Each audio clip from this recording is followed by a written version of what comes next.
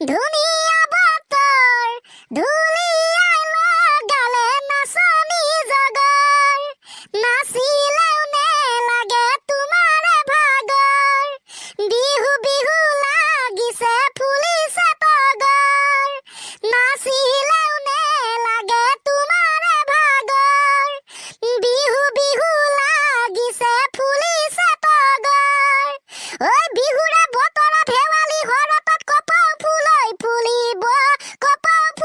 ফুলিব বহাগত ৱাও বিহু বিহু লাগিয়ে গৈছে নেকি গাত হয় ছাৰ লাগিয়ে গৈছে আচ্ছা বাৰু মজা লাগিছে দে গানটো শুনি ভাল লাগিছে থেংক ইউ ছাৰ ছাৰ ক্লাছটো আৰম্ভণিতে এটা বৰ ইণ্টাৰেষ্টিং কথা কম কি কথা আমাৰ নৰেন্দ্ৰ মোদী ছাৰে আকৌ বিয়া পাতিবনে কি প্ৰশ্ন সুধিছ তই এইটো তেখেত হৈছে আমাৰ দেশৰ প্ৰধানমন্ত্ৰী আৰু তেখেত এতিয়া 32 নহয় 72 বছৰ বয়স হ'ল 72 বছৰ বিয়া পাতিবলৈ এতিয়া সময় নাই ছাৰ মই আমাৰ দেশৰ প্ৰধানমন্ত্ৰী নৰেন্দ্ৰ মোদী ছাৰৰ কথা কোৱা নাই নহয় এই যে আপোনালোকৰ ঘৰৰ ওচৰত আছিলে এজন ব্যক্তি যিজনে নৰেন্দ্ৰ মোদী ছাৰক বহুত অনুসৰণ কৰে তেখেতক চাই থাকে তেখেতৰ কামবিলাকক অনুসৰণ কৰি নিজে কৰে সেইজন যে বেলেগে যে তাকো নৰেন্দ্ৰ মোদী বুলি আখি থৈছিলে তেখেতৰ কথা কৈছো তই ডিম্বেশৰ কাইটিৰ কথা কৈছ হয় ছাৰ মা আকা অষ্ট্ৰেলিয়া তেনেকে কলেহে বুজি নেপাংক কি জানো সিহে জানিব বিয়া পাতিব না নেপাতে না এতিয়া গাইছ আপোনালোকে এতিয়া ভাবিছিলে ন এইটো এটা ভাবিব চিনাকি নাম ঠিক আছে দে আজি ক্লাছটো স্পেচিয়েল কি সেইটো ক মই এটা ইণ্টাৰেষ্টিং গান গাম ছাৰ যিটো গান আপুনি শুনিলে হাঁহিব আৰু পুৰা এইটো ন কি ডাঙৰ কথা হাঁহি উঠা গান শুনিলে তই হাঁহিবই লাগিব না ষ্টাৰ্ট কৰ ঐ চেনি চেনি চেনি চেনি মাই অৰুণোদয় পইচা পালানে নাই ঐ ফ্ৰী চাউল খাই খাই ধুনীয়া জনী হৈছে নিজকে বাৰু চাইছা নাই নিজকে বাৰু চাইছা নাই অ মাই গড সঁচাকে ফেন্টাষ্টিক ধুনীয়া তাৰপিছত ছাৰ ৰ'ব লাহে লাহে আৰু বেছি বেছি হাঁহি হাঁহি গৈ থাকিব অ মাই গড মজা লাগিছে গাই যা অ হাই পনীয়া হ'লেও দাইলৰ পানীত থাকে ভিটামিন হাই থাকে ভিটামিন মনে মনে ভাবি থাকো আৰু এজনী নিম হাই আৰু এজনী নিম ঐ তিনটকীয়া চাউল ফ্ৰী কৰিলে বিজেপিয়ে পায় দুজনী মাইকী পুহিবলে কোনো টেনচন নাই হাই কোনো টেনচন নাই অ হাই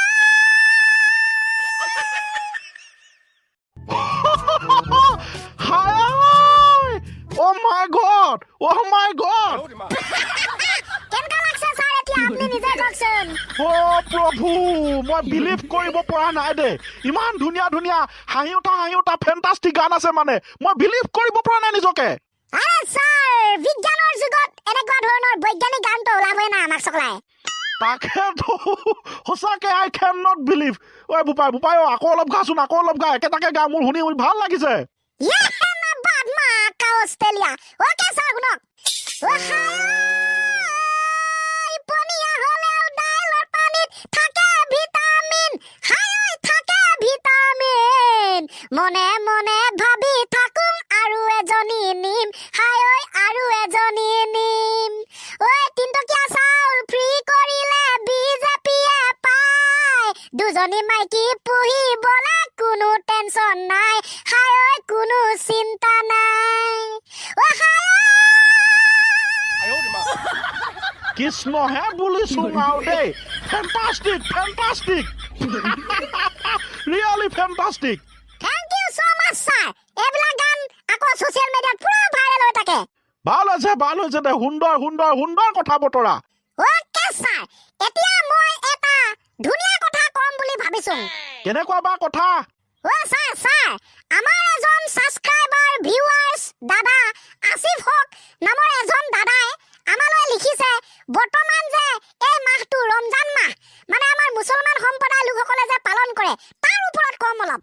অ আচ্ছা ভাল হ'ব তেনে আমিতো একো নেজানোৱে ন ক'লে ভাল হ'বতো হয় ছাৰ ময়ো নাজানিছিলো মানে আমিও নাজানিছিলো তেখেতে অকণমান লিখি পঠাইছে উলিয়াই দিম আৰু গাইছ ভুল হ'লে ক্ষমা কৰিব মজা হৈছে দে আৰম্ভ কৰ হয় দে আৰম্ভ কৰ ওকে ছাৰ এণ্ড গাইছ তেখেতে লিখিছে ৰমজান মাহত কিয় ৰোজা ৰখা হয় কাৰণটো লিখিছে ৰমজান হ'ল আল্লাহৰ মাহ ৰমজান সুবেহ বাৰাতৰ 15 দিন পাছত ৰমজান মাহ আহে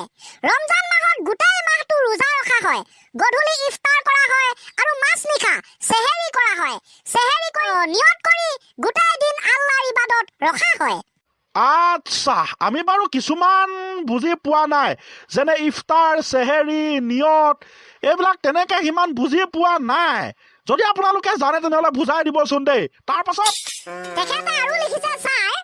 ৰমজান মাহত মছজিদত পুৰুষসকলে আৰু মহিলাসকলে ঘৰত তৰাবি নামাজ 20 আকাৰত আদায় কৰে আৰু আল্লাহৰ নাম লৈ অলপ আৰাম কৰে আৰু মাছ নিশা সেহেৰি খায় আৰু ফৰজ নামাজ 4 ৰাকাত পঢ়ে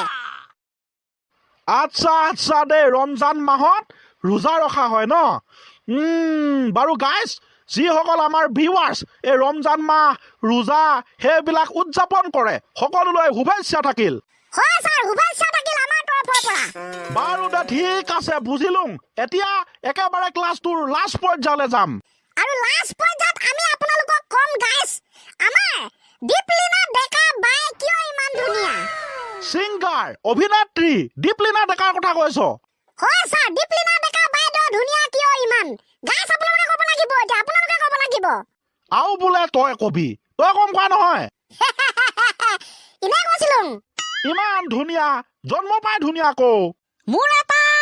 ডাউট আছে ছাৰ মোৰ এটা ডাউট আছে কি ডাউট তেখেত সঁচাকে ধুনীয়া তাই সঁচাকে ধুনীয়া বহুত ধুনীয়া ধুনীয়া বুলিতো আমিও গম পাইছোঁ না কিন্তু কিয় ধুনীয়া সেইটো কনা বে সেইটো আকৌ মই কেনেকে জানিম না মই তেখেতক পোনপটীয়াকে দেখিছোঁ না কথা পাতি পাইছোঁ না চকলা কেৱল মোবাইলতহে দেখিছোঁ চিধা চিধিকে মানে ফেচ টু ফেচ দেখাই নাই না ইয়াৰ কথা শুন বে এটা তাকেতো ময়ো আচৰিত হৈ পৰিছোঁ তেনেহ'লে দায়িত্বটো আমাৰ গাইসকললৈকে পঠাই দিম নে কি বাৰু গাইছ আপোনালোকে ক'ব দেই হ'ব দে এইবিলাক আৰু আলোচনা কৰি থাকিবলৈ আমাৰ সময় নাই ক্লাছটো কৰি বহুত ভাল লাগিলে অহাকালি তহঁতৰ কাৰণে মই হোমৱৰ্ক দিম দিয়ক ছাৰ তিনিটাৰ ভিতৰত যিকোনো এজনে ধুনীয়া কবিতা এটা লিখি আনিব লাগিব মই শুনিম